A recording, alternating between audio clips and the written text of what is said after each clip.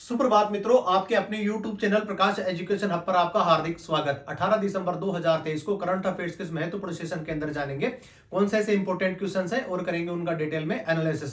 Session की शुरुआत करने से पहले जानते हैं आज कौन सा दिवस मनाया जा रहा है और क्यों अपने लिए इंपॉर्टेंट है। तो बात करते हैं 18 दिसंबर की। और 18 दिसंबर क्यों अपने लिए इंपॉर्टेंट। 18 दिसंबर को राष्ट्रीय अल्पसंख्यक अधिकार दिवस मनाया जाता है। शुरुआत कब होती है? शुरुआत होती है इसकी 1992 से। 1992 से इसकी शुरुआत होती है और उसके बाद में हर साल 18 दिसंबर को यह दिवस मनाया जाता है। वैसे बात करी जाए कि राष्ट्रीय अल्पसंख्यक जो आयोग बनता है उसकी शुरुआत भी 1992 से ही, और उसके बाद में अल्पसंख्यक के अधिकारों को और ज्यादा संरक्षित करने के लिए, सुरक्षित करने के लिए इस प्रकार के प्रावधान करता रहता है। वर्तमान में अगर बात करें कि वर्तमान में राष्ट्रीय अल्पसंख्यक आयोग के अध्यक्ष कौन है, नाम है इनका इकबाल सिंह लालपुरा। इकबाल सिंह लालपुरा है और पहले ये भारतीय पुलिस सेवा में थे। उसके बाद में जब रिटायरमेंट हुए उसके बाद में इन्होंने किसी पार्टी को ज्वाइन करा और वर्तमान में राष्ट्रीय अल्पसंख्यक आयोग के ये अध्यक्ष हैं। बात कर लेते हैं कि राष्ट्रीय अल्पसंख्यक मंत्रालय कब बना। अगर बात करते हैं तो जानते हैं कि 2006 के बाद में अल्पसंख्यक आयोग की स्थापना की गई और अभी वर्तमान में अल्पसंख्यक जो मंत्री थे जिन्होंने 2022 के अंदर इस्तीफा दे दिया था और जिनका नाम था मुख्तार अब्बास नकवी। बात करते हैं कि अल्पसंख्यकों के अधिकारों की रक्षा करने के लिए संविधान के अंदर कौन कौन से ऐसे आर्टिकल्स हैं जिनके अंदर इनका उपयोग किया गया या इनमें इनका उल्लेख मिलता है। आर्टिकल 29 और 30, अनुच्छेद 29 और 30 के अंदर इनका उल्लेख मिलता है कि भाषा, धर्म, लिंग, जाति और धर्म के आधार पर किसी के साथ में भेदभाव नहीं किया जा सकता। इसके अलावा आर्टिकल 14 और 15 के अंदर भी इस प्रकार का उल्लेख किया गया है कि जितने भी जो लोग भारत के अंदर निवास कर रहे हैं उसमें जाति, धर्म, मूल और वर्ग के हिसाब से किसी हिसाब से उनके साथ में भेदभाव नहीं किया जा सकता है। बहरहाल जानते हैं आज के सेशन की जो कड़ी हम जो महत्वपूर्ण प्रश्नों को जो लेकर के आए हैं और जानते हैं उसका पहला प्रश्न। चलिए देखते हैं पहला प्रश्न आज के सेशन का। Recently by defending home has the Indian women test cricket team registered the biggest win in the history of test cricket. पूछा जा रहा है कि भारत की ऐसी कौन सी टीम या अभी किस टीम ने किसको हरा करके टेस्ट इतिहास के अंदर सबसे बड़ा ऐसा कोई कीर्तिमान रचा है। हाल ही में भारतीय महिला टेस्ट क्रिकेट टीम ने किसको हरा करके टेस्ट क्रिकेट के इतिहास के अंदर सबसे बड़ी जीत दर्ज करी है। आंसर हो जाएगा इसमें किसको, इंग्लैंड को हरा करके। किसने हराया है? भारत ने हराया। कितने विकेटों से हराया?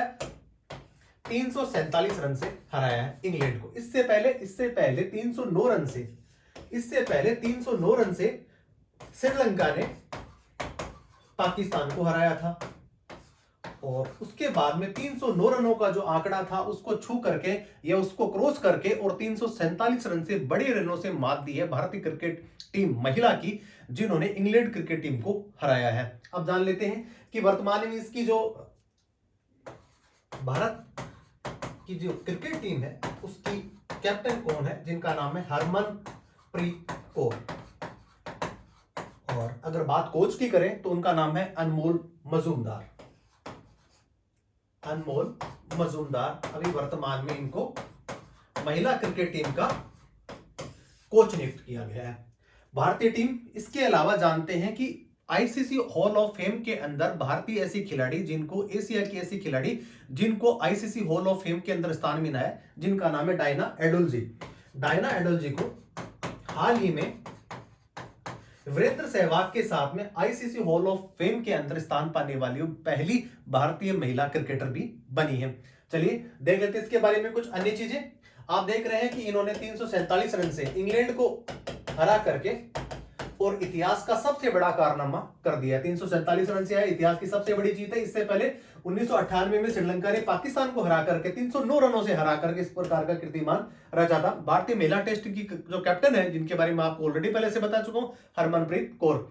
भारतीय महिला टेस्ट क्रिकेट के जो कोच है जिनका नाम अनमोल मजूमदार है। इसके अलावा आईसीसी हॉल ऑफ फेम के अंदर शामिल होने वाली एकमात्र महिला क्रिकेटर जिनका नाम डायना एडोल्जी है। वर्तमान में जिस प्रकार आईपीएल खेला जा रहा है उसी तर्ज के ऊपर जो है विमेंस प्रीमियर लीग का भी आयोजन भारत के अंदर बीसीसीआई के द्वारा किया जा रहा है। और अभी हम सब लोगों ने देखा कि पहले आईसीसी के द्वारा और बीसीसीआई के द्वारा महिला क्रिकेटर और पुरुषों क्रिकेटरों की जो सैलरी थी उसमें क्या होता था, विभेद होता था, डिफरेंसेस होता था, लेकिन इसको भी कम करके दोनों को क्या कर दिया, बराबर करने की इस प्रकार की घोषणा भी की गई है। बात कर लेते हैं कि पुरुष क्रिकेट टीम की, तो उसमें अभी हम लोगों ने देखा कि 2023 के अंदर जो अभी वर्ल्ड कप जो हुआ और भारत इसके अंदर उप विजेता बना, उस समय उसके जो टीम के जो कैप्टन थे जिनका नाम रोहित शर्मा था। वर्तमान में हमने पिछले सेशन के अंदर कवर करा था कि रोहित शर्मा को अभी कप्तान हटा करके और अभी हार्दिक पांड्या जो पहले गुजरात के कैप्टन हुआ करते थे क्रिकेट टीम के, जो अभी आईपीएल की जो टीम हुआ करती थी, उनको उठा करके मुंबई इंडियंस के अंदर हार्दिक पांड्या को वहां का कप्तान बनाया गया। टोटल टीमें इसमें कितनी भाग लेने वाली है, तो 10 टीमें इसके अंदर आईपीएल के अंदर भाग लेने वाली हैं। सेशन कब से शुरुआत होने वाला है, इसकी शुरुआत होने वाला है मार्च के अंदर, और कब तक चलेगा, ये मई में चलेगा। और पिछला अगर बात करते हैं आईपीएल का जो सेशन था उसके अंदर किसने जीता था खिताब, तो जीता था चेन्नई सुपर किंग्स ने, और चेन्नई सुपर किंग्स के जो कप्तान थे जिनका नाम महेंद्र सिंह धोनी था। चलिए, इस प्रश्न के माध्यम से आपने महिला टेस्ट क्रिकेट टीम की जो बहुत बड़ी कामयाबी, जो वर्ल्ड में कोई भी टीम इतना बड़ा कारनामा नहीं कर पाई थी, वो कारनामा हमारी महिला क्रिकेट टीम ने करके दिखाया है, इंग्लैंड को हरा करके 347 रन से। चलिए जान लेते हैं अगला प्रश्न, प्रश्न संख्या 2। हाल ही में विजय हजारे ट्रॉफी के फाइनल में हरियाणा ने किसको हरा करके पहली बार इस ट्रॉफी को अपने नाम किया। वैसे देखा जाए तो प्रतियोगी परीक्षाओं के अंदर आजकल सबसे ज्यादा गेम से रिलेटेड प्रश्न ज्यादा पूछे जाने लगे, और इसी के संदर्भ के अंदर हमने दूसरा प्रश्न शामिल किया है कि विजय हजारे ट्रॉफी अभी जो वर्तमान में जिसका फाइनल खेला गया, उसमें पहली बार ऐसा कौन सा राज्य था या कौन सी जिसकी टीम थी जिसने पहली बार विजय हजारे जो ट्रॉफी थी उसको अपने नाम किया। आंसर इसका हो जाएगा हरियाणा। हरियाणा ने राजस्थान को 30 रन से हरा करके ऐसा कारनामा करने वाली हरियाणा पहली टीम बन गई, या कह सकते हैं उसने अपना पहला खिताब जीता है। चलिए, इसका जो आंसर हो जाएगा वो हो जाएगा कौन सा, राजस्थान। राजस्थान को कितने रनों से हराया, 30 रन से हराया। विजय जो हजारे ट्रॉफी है इसकी शुरुआत कब होती है, इसकी शुरुआत होती है 1993-94 से। और सबसे ज्यादा अगर विजय हजारे ट्रॉफी का खिताब अगर किसी टीम ने जीता है, किसी राज्य की टीम ने जीता है, उस राज्य का नाम तमिलनाडु, उस क्रिकेट टीम का नाम तमिलनाडु से संबंधित है। इसके अलावा भारतवर्ष के अंदर घरेलू जो क्रिकेट है उसके अंदर ऐसी कौन अन्य प्रकार की जो ट्रॉफी आयोजित किए जाते हैं उसके बारे में आपको बता देता हूं। Irani trophy, Dilip trophy, Ranji trophy, Deodhar trophy, Vijay Hazare trophy, ये इस प्रकार की ट्रॉफी है जहां पे क्रिकेट खिलाड़ी घरेलू स्तर पर खेलते हैं, और वहीं पे अगर वो उम्दा प्रदर्शन करते हैं जिसकी वजह से फिर वो भारत की जो कैप जो मिलती है, हर किसी खिलाड़ी का एक बड़ा सपना होता है वो उस कैप को पहन पाता है। और हम सब लोग देखते हैं कि जितने भी प्रकार के जो नवोदित क्रिकेटर्स हैं, जिनमें रिंकू सिंह है, उसके बाद में जायसवाल वगैरह, ये सारे के सारे ऐसे खिलाड़ी हैं जो किसके आईपीएल की ही देन है। चलिए जान लेते हैं इसके बारे में कुछ अन्य चीजें।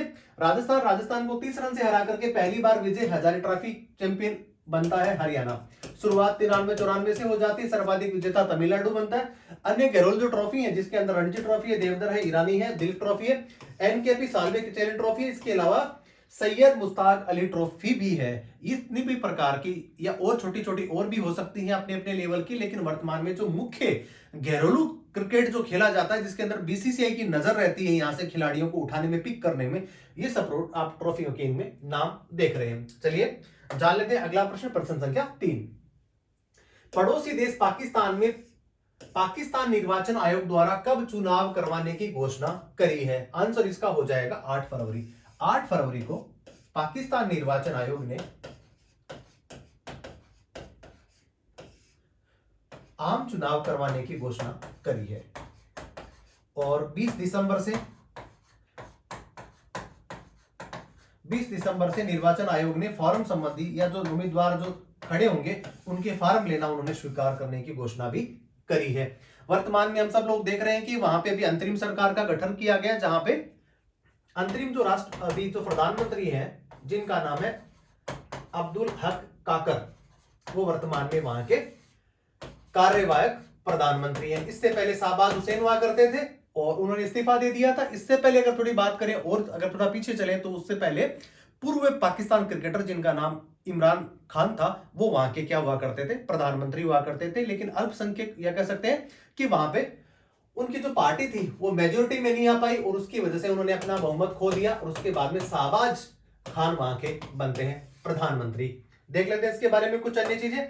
और हम सब लोगों को विदित कि अगर आप अपने देश में सुख चैन से रहना चाहते हैं तो आपका पड़ोसी भी जो है सुख चैन में होना चाहिए, तभी आपकी खुशहाली बनी रहती है। और एक हमारे पूर्व प्रधानमंत्री जी जो प्रधानमंत्री जी थे, जिनका ये स्टेटमेंट था कि और चीजें आप खरीद सकते हैं, शिफ्ट कर सकते हैं, लेकिन आप अपना पड़ोसी चेंज नहीं कर सकते। तो हमारी चिंता पाकिस्तान के साथ में भी लगी रहती है कि वहां पे क्या चीजें चल रही है। बहरहाल वहां पे निर्वाचन आयोग की तरफ से आम चुनाव कराने की घोषणा करी गई है और 8 फरवरी को चुनाव वहां पे आयोजित किए जाएंगे। 20 दिसंबर से नामांकन की प्रक्रिया शुरू हो जाएगी। वर्तमान में कार्यवाहक जो प्रधानमंत्री, जिनका नाम अनवर अल हुक काकर है।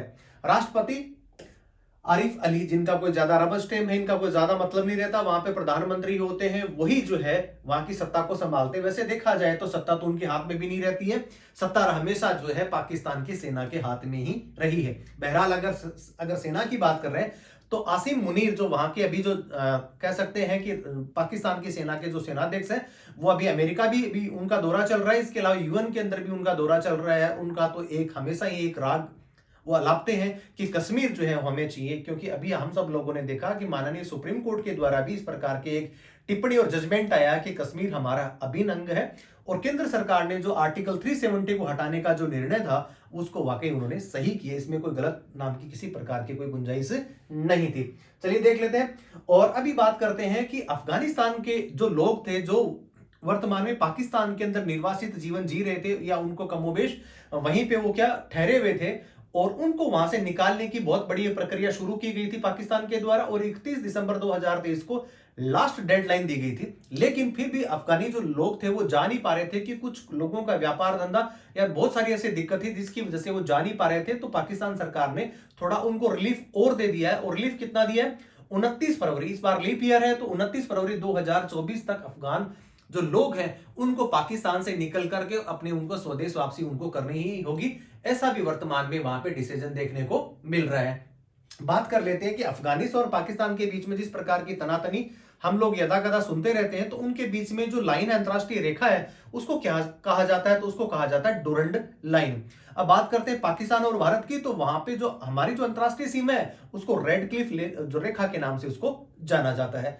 चलिए ये सारी की सारी चीजें आपने यहाँ पे जानी। और आप पाकिस्तान और अफगानिस्तान का बीच का जो बॉर्डर देख रहे हैं, जहां पे इसको बोला जाता है कौन सा? डुरंड। और पाकिस्तान और भारत का जो है इसको बोला जाता है कौन सा? Red Cliff. ये हमारी है रेड क्लिफ रेखा। और अफगानिस्तान की राजधानी काबुल, और वर्तमान में वहां पे तालिबान का शासन वहां पे चल रहा है।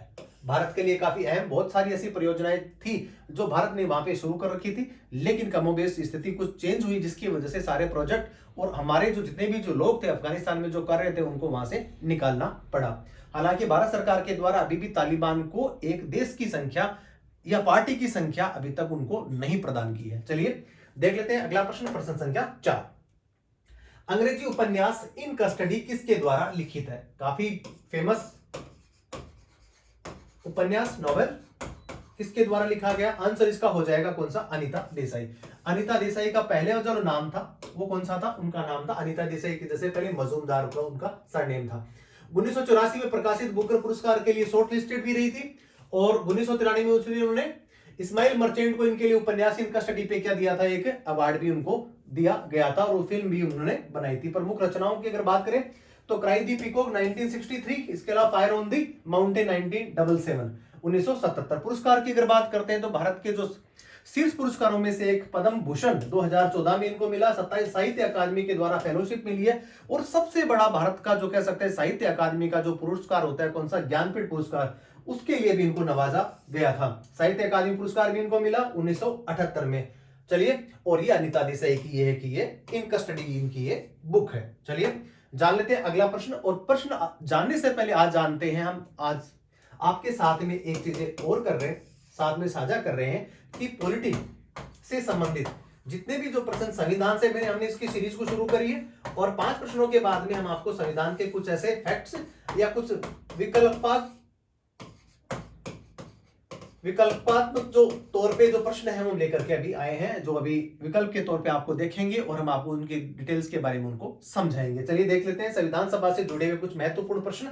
चलिए जान लेते हैं। ऑब्जेक्टिव प्रश्न है और देखते हैं भारतीय संविधान सभा का गठन किस योजना के अनुसार हुआ है। तो पॉलिटी में पढ़ते हैं और आप लोगों के लिए रिवीजन के लिए ये प्रश्न शामिल किया गया है। तो संविधान सभा का जो गठन हुआ किस योजना के अनुसार हुआ, तो इसका मतलब हम कह सकते हैं कि जो कैबिनेट मिशन आया था 1946 के अंदर, उसकी कवायद के बाद में या उनके रिकमेंडेशंस के बाद में ही संविधान सभा का गठन किया गया था। इसके अंदर सदस्य कितने थे? इनके सदस्य थे 3। कौन कौन से? पैट्रिक लॉरेंस, अलेक्जेंडर और क्रिप्स, ये 3 सदस्य थे। ये 3 सदस्य आए थे। उसके बाद में संविधान सभा को गठन करने का प्रस्ताव पहली बार यहां पे किया गया था। चलिए जान लेते हैं पॉलिटी से संबंधित दूसरा प्रश्न। मंत्रिमंडल मिशन, जिसके बारे में कैबिनेट मिशन की बात कर रहा था, भारत कब आया था? ये तो आया 1946 में। 1946 में आया था और इसके 3 सदस्य थे, जो जैसा कि मैंने आपको पिछले प्रश्न में बताया। जानते हैं अगला प्रश्न। भारतीय संविधान निर्मात्री सभा है, तो ये चुनी हुई है, मनोनीत है, चुनी हुई है या मनोनीत दोनों है? तो इसका जो आंसर हो जाएगा वो हो जाएगा कौन सा? नामांकित और चुनी हुई। नामांकित क्यों कहा जा रहा है? क्योंकि एक तरफ तो हुआ करता था ब्रिटिश भारत और दूसरी तरफ हुआ करता था कौन सा? रियासतें। रियासतें जो थी वो अपने राजाओं के माध्यम से क्या करती थी? शासन करती थी। तो 296 सदस्य थे, जिसके अंदर 292 ब्रिटिश भारत और इसके अलावा 4 थे केंद्र शासित प्रदेश। तो टोटल कितने हो गए? 296 हो गए। तो 296 जो सदस्य थे ये तो थे ब्रिटिश भारत प्लस यहाँ की यूनियन टेरिटरी। इसके अलावा 93 ऐसे सदस्य थे जो कहां से थे? ये थे निर्वाचित। कौन से? 292 प्लस 4 ये तो थे निर्वाचित। जबकि जो 93 सदस्य थे ये कहां से आते हैं? देसी रियासतों से आते हैं। और देसी रियासतों में चुनने की किसी प्रकार की कोई परंपरा पहले से वहां पे विद्यमान नहीं थी, तो उनको तो वहां से क्या कर दिया था? मनोनीत करके भेज दिया गया था। तो इसका जो आंसर होने वाला है भारतीय संविधान निर्मात्री सभा है वो निम्नलिखित चुनी हुई सभा है, नॉमिनेटेड एंड इलेक्टेड असेंबली थी। चलिए जान लेते हैं अगला प्रश्न, प्रश्न संख्या 4 पॉलिटिक वाला। 1946 के कैबिनेट मिशन का कौन सा एक सदस्य नहीं था? जैसा कि मैंने पहले प्रश्न में बताया था, इसके 3 सदस्य हुआ करते थे, सर पैट्रिक लॉरेंस, अलेक्जेंडर और इसके अलावा क्रिप्स महोदय। लेकिन उस समय तत्कालिक समय में ब्रिटेन के अंदर प्रधानमंत्री कौन थे? जिनका नाम था एटली। चलिए अब तो आप क्लाइमेट एटली हो गए, ये इसका आंसर क्या हो गया? यहाँ पे ऑप्शन गलत है। इसके अलावा जो तीनों जो है ये इसके क्या है? ये सदस्य थे। चलिए तो ये इसका आंसर क्या हो गया? ये गलत हो गया है। चलिए जान लेते हैं अगला प्रश्न, प्रश्न संख्या 5।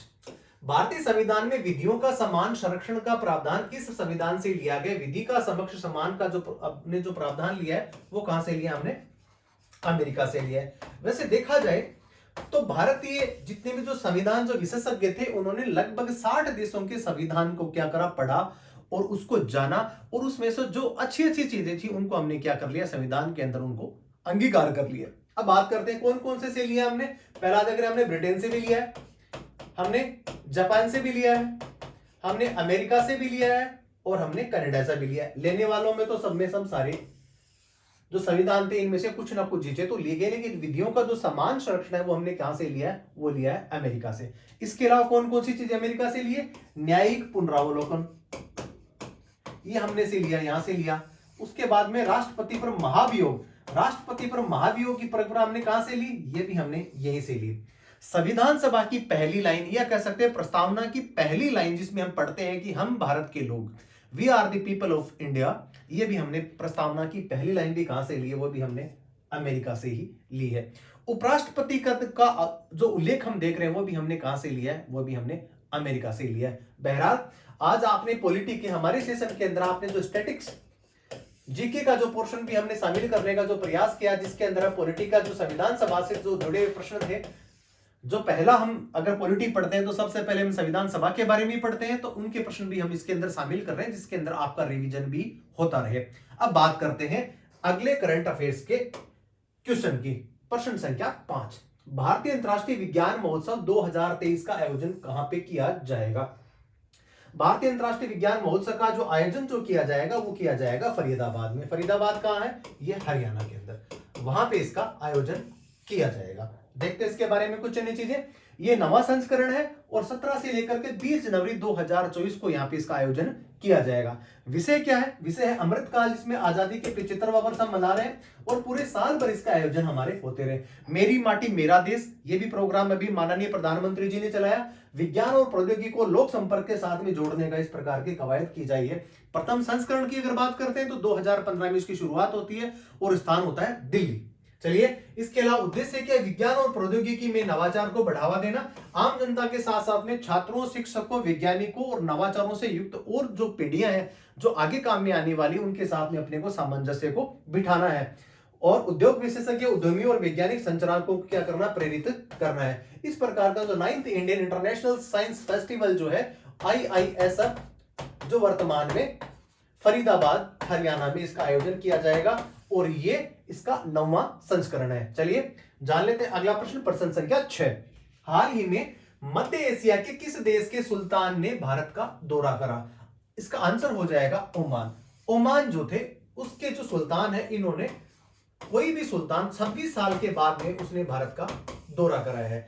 और ओमान के साथ में अगर देखा जाए तो संयुक्त सैन्य अभ्यास के साथ में हम तीनों हमारी जो सेनाएं हैं, बात कर लेते हैं, नेवी है, एयरफोर्स है, थल सेना, तीनों के साथ में हम एक्सरसाइज कंडक्ट करते हैं। भारत का एक मित्र, एक रणनीतिक साझेदार, बड़ा पार्टनर रहा है। और हाल ही में वहां के जो सुल्तान है उन्होंने भारत की यात्रा करी है और भारत के साथ में इन्होंने 5 MOUs, 5 प्रकार के समझौते इन्होंने करे हैं, जिसके अंदर हम सब लोग देखते हैं। बात वर्तमान में अगर बर्निंग इश्यूज की बात करते हैं तो ज्वलंत मुद्दों की बात करते हैं तो रक्षा प्रौद्योगिकी, दोनों संबंधों के बीच के अंदर एक विश्वास और ज्यादा से ज्यादा द्विपक्षीय व्यापार के बारे में ही हम सब लोग पढ़ते रहते हैं। और हमारे जितने भी जो राष्ट्राध्यक्ष होते हैं उनका भी यही दायित्व होता है, उद्देश्य होता है कि ज्यादा से ज्यादा हम व्यापार को अपने पड़ोसी देशों के साथ में बढ़ाएं। चलिए देख लेते हैं इसके बारे में कुछ अन्य चीजें। सुल्तान हैतम ओमान के थे, वर्तमान में उन्होंने भारत के अंदर दौरा किया था। 26 साल के बाद में किसी सुल्तान का ये पहला दौरा है, या कह सकते हैं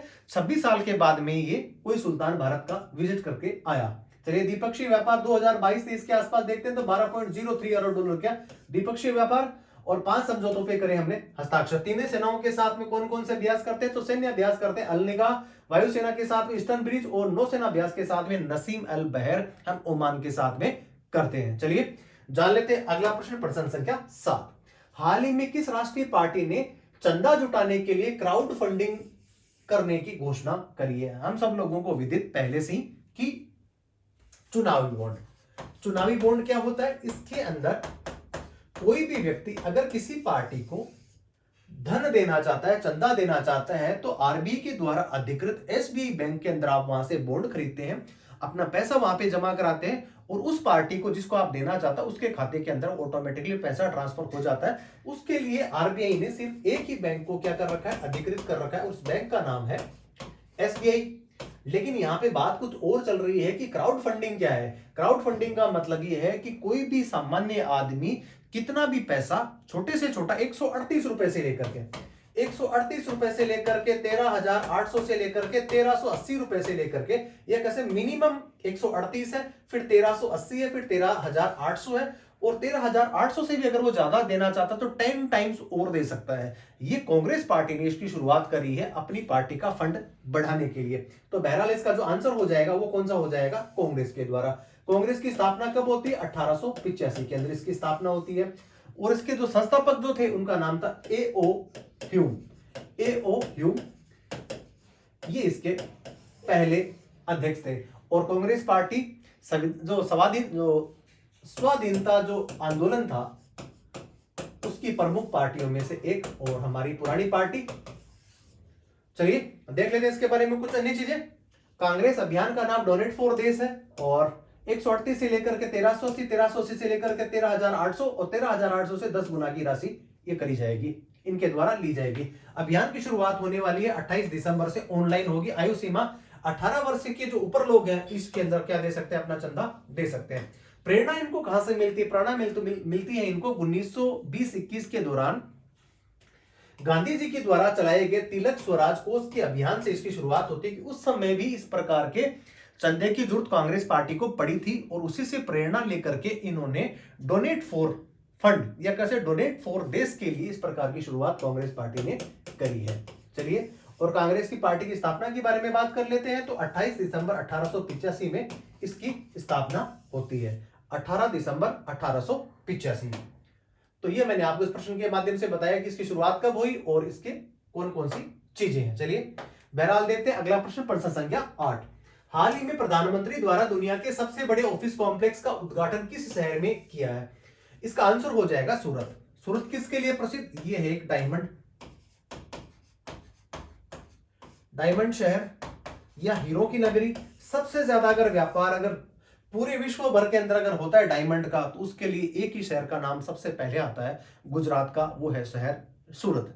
हम लोगों ने पहले देखा था कि हाल ही में महाराष्ट्र सरकार ने इस प्रकार की एक योजना को बढ़ाया और उसके अंदर बहुत बड़ी एक जमीन जो है उन डायमंड व्यापारियों के लिए उन्होंने क्या कर दी, रिजर्व कर दी, क्योंकि कुछ व्यापारी जो थे उनको ऐसा लगा कि हमारे जो सुविधाएं हैं वो मुंबई है उसके आसपास कम पड़ रही है और हमें व्यापार करने के लिए सूरत ही जाना चाहिए। लेकिन पलायन को रोकने के लिए महाराष्ट्र सरकार ने इस प्रकार की मुहिम चलाई कि आप लोग यहीं रहें और सारी व्यापार की जितनी भी जो दशाएं हैं, अनुकूल दशाएं, उनको हम यहीं पे उपलब्ध करा सकते हैं, आप सूरत ना जाएं। बहरहाल देखने वाली बात है कि विश्व का सबसे बड़ा अगर कॉम्प्लेक्स अगर कहीं पे बना है तो भारत के अंदर बना है, और वो कहां बना है, सूरत बना है, और हमारे प्रधानमंत्री जी ने इसका उद्घाटन किया है। अब इससे पहले वर्ल्ड का सबसे बड़ा अगर कॉम्प्लेक्स की बात करें तो वो कहां पे था, तो वो था अमेरिका का जो रक्षा मंत्रालय जिसका नाम पेंटागन है। पेंटागन का जो पूरा जो ऑफिस का जो कॉम्प्लेक्स है, इससे पहले विश्व का सबसे बड़ा कॉम्प्लेक्स हुआ करता था, लेकिन उसका जो स्थान छीन करके, या कह सकते हैं उस स्थान से एक पायदान ऊपर आकर के, और अभी जो सूरत का जो डायमंड कॉम्प्लेक्स है वो विश्व का सबसे बड़ा कॉम्प्लेक्स वाला क्षेत्र बन गया है। चलिए देख लेते हैं इसके बारे में कुछ अन्य चीजें।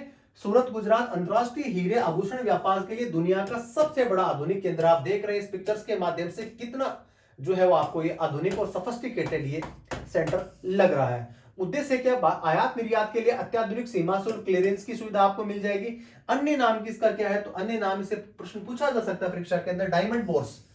4500 से अधिक हीरा व्यापार कार्यालय यहाँ पे खुले जाएंगे। कितने, 4500 ऑफिस यहाँ पे खोल सकते हैं, और लगभग 1.5 लाख लोगों को यहाँ पे क्या मिलेगा, प्रत्यक्ष रूप से यहाँ पे रोजगार भी मिलेगा, और बहुत सारी फाइनेंशियल एक्टिविटीज भी यहाँ पे होने वाली है। कार्यालय परिसर अमेरिका का जो रक्षा विभाग का जो पेंटागन के मुख्यालय हुई, इसने क्या छोड़ दिया, पीछे छोड़ दिया है। अभी हीरा व्यापारियों के लिए जैसा कि मैंने आपको बताया कि यहाँ पे बड़ी खबर बनी थी, जहां पे महाराष्ट्र सरकार के द्वारा अपने हीरा व्यापारियों को पलायन सूरत शहर की तरफ रोकने के लिए मुंबई में India James and jewellery park उन्होंने क्या किया था, स्थापित करने की घोषणा भी करी थी। चलिए जान लेते हैं अगला प्रश्न, प्रश्न संख्या 9। हाल ही में मार्केट के अनुसार इंडिगो कंपनी को विश्व में कौन सा स्थान मिला है, तो इंडिगो जो कंपनी है, ये कह सकते हैं इंडिगो जो कंपनी है भारत में ये दावा करती है कि उससे कम कीमत पे कोई भी फ्लाइट टिकट नहीं बेचता है, या कह सकते हैं कि सबसे सस्ती अगर कोई फ्लाइट में अगर आप सफर करना चाहते हैं तो उस फ्लाइट का नाम क्या है, इंडिगो है। भारतीय कंपनी है, और हम सब लोगों ने देखा, और विश्व इतिहास के अंदर 500 एयरबस खरीदने का जो रिकॉर्ड एक ऑर्डर दिया, उस कंपनी का नाम भी क्या है, इंडिगो ही है। तो इसका मतलब भारत के अंदर सबसे ज्यादा अगर सस्ती फ्लाइट अगर संचालन करने का कोई कार्य करती है तो उस प्राइवेट जो कंपनी है उसका नाम क्या है, इंडिगो है। और वर्तमान में इसका कौन सा स्थान मिला है इसको, इंडिगो को विश्व स्तर की रैंक में, तो इसको स्थान मिला है छठवां स्थान मिला है, और भारत के लिए बड़े गर्व और गौरव की बात। चलिए देख लेते हैं इसके बारे में कुछ अन्य चीजें। दुनिया की 6वीं सबसे बड़ी एयरलाइन इंडिगो, अमेरिका की यूनाइटेड जो एयरलाइंस है उसको भी इसने क्या छोड़ दिया, पीछे छोड़ दिया। इंडिगो मार्केट कैपिटलाइजेशन के अंदर 1.15 लाख करोड़ का इसके पास में मार्केट कैप है। इंडिगो की अगर स्थापना की बात करें तो 2006 के अंदर इसकी स्थापना हो जाती है। हाल ही में इंटरग्लोब इंटरप्राइजेस द्वारा अमेरिका के आर्चर एविएशन के साथ में भारत में 2026 तक ई एयर टैक्सी भी जो है चलाने का प्रस्ताव इंडिगो के साथ में एक अमेरिका की जो कंपनी उसके साथ में संयुक्त एक समझौता भी अभी किया गया है। और विशेषता के बारे में ऑलरेडी मैं आपको बता ही चुका हूं कि अगर सफर करते हैं और आपको सस्ते सफर की अगर आपको कहीं पे जाना है तो इंडिगो का सहारा ले सकते हैं। 500 एयरक्राफ्ट ऑर्डर करने वाली पहली कंपनी भी बनी है। बात कर लेते हैं कि इसके अंदर जो है बहुत सारी ऐसी कंपनी है जिसके अंदर पहला जो नंबर आया वो किसका, डेल्टा एयरलाइंस है, उसके बाद रनियारगर, उसके बाद south west, air China, Singapore, InterGlobe aviation जो भारत की है। तो भारत का इसके अंदर कौन सा स्थान है, 6ठा स्थान है। चलिए जान लेते हैं अगला प्रश्न, प्रश्न संख्या 10, जो आज के सेशन का सेकंड लास्ट प्रश्न। हाल ही में भारत द्वारा डिजिटल समाधान साझा करने के लिए किस देश के साथ में समझौते पर हस्ताक्षर करें, इसका आंसर हो जाएगा कौन सा, तंजानिया। तंजानिया के साथ में डिजिटल समाधान साझा करने के लिए इस प्रकार का एक समझौता अभी किया गया। चलिए देख लेते हैं इसके बारे में कुछ अन्य चीजें। उद्देश्य दोनों देशों के बीच में डिजिटल पहल के क्रियान्वयन में सहयोग और अनुभवों के आदान प्रदान तथा डिजिटल प्रौद्योगिकी के आधार समाधानों को क्या देना है, बढ़ावा देना। और वर्तमान में यहाँ पे उन्होंने विजिट करा था वहां के जो राष्ट्रपति हैं जिनका नाम सामिया हसन है। इनके अलावा दिल्ली के जो जेएनयू विश्वविद्यालय है वहां से उनको क्या दी गई है, बहुत बड़ी डॉक्टरेट की उपाधि से भी उनको सम्मानित किया गया है। ऐसी वो पहली महिला जो है वो एक राष्ट्रपति हुई है। राजधानी दार अस असलाम प्रशासनिक राजधानी डोडामा इसकी जो है क्या विधायी राजधानी है। हम देखते हैं कि माउंट किलिमंजारो के बारे में हम देखते हैं कि जब भी हम ज्योग्राफी पढ़ते हैं तो माउंट किलिमंजारो कहां पे, और सामान्यतः प्रश्न पूछा जाता है, इसका आंसर हो जाएगा कौन सा, तंजानिया के अंदर ये स्थित है।